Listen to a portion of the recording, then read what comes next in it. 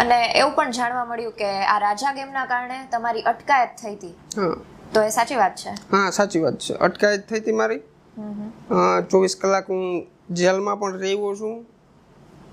ઘણા બધા આમ ટૂંકમાં શું કહેવાય કે ભાઈ ઘણી બધી આમ મુશ્કેલી આવી છે મને રાજા ગેમના હિસાબે. તો તમે એમાંથી બહાર કઈ રીતે નીકળ્યા? બહાર તો કઈ નહીં, ખાલી મને આમાં એટલી બધી કે આપણે કોઈનું મર્ડર તો કરી નથી નાખ્યું, બરાબર.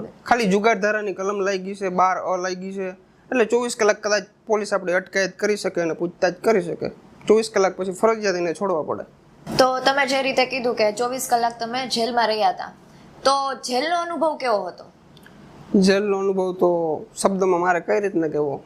ત્યાં કોઈક જેલની અંદર જાય ત્યાં એનો અનુભવ થાય તો ખબર પડે. કારણ કે જેલનો અનુભવ એવો છે ને કે શબ્દમાં વર્ણન ના થાય, અને હું કદાચ તમને કહેવા બેસું ને તો એમાં વર્ણન ના થાય. એક વખત ફરજિયાત જવું પડે. બહુ ખરાબ અનુભવ હોય છે, બહુ એટલે બહુ. કદાચ મને એક વસ્તુ અંદર ફીલ થઈ હતી કે ભાઈ બહાર આપણી એવડી ઓડિયન્સ ચાહવાવાળી છે, એટલો પ્રેમ કરે છે, પણ અહીંયા ટૂંકમાં પોલીસ સ્ટેશને જાય એટલે ઝૂકના તો પડેગા. બરાબર છે.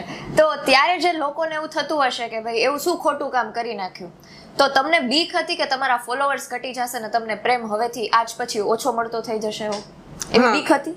ઘણી બધી બીક લાગવા માંડી હતી કે ભાઈ છેલ્લા અઠવાડિયા 10 દિનની અંદર મારા 60,000 ફોલોવર ઓછા થયા હતા.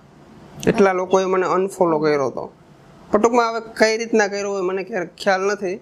ટૂંકમાં વિરોધ એટલો બધો વધી ગયો હતો, કારણ કે પબ્લિકને પછી જેનો વિરોધ થતો હોય એટલે એક જ વસ્તુ દેખાય કે ભાઈ ભરત આહિર ખોટો છે, પણ એની રિયાલિટી જાણવાની કોશિશ બહુ ઓછા લોકો કરતા હોય છે.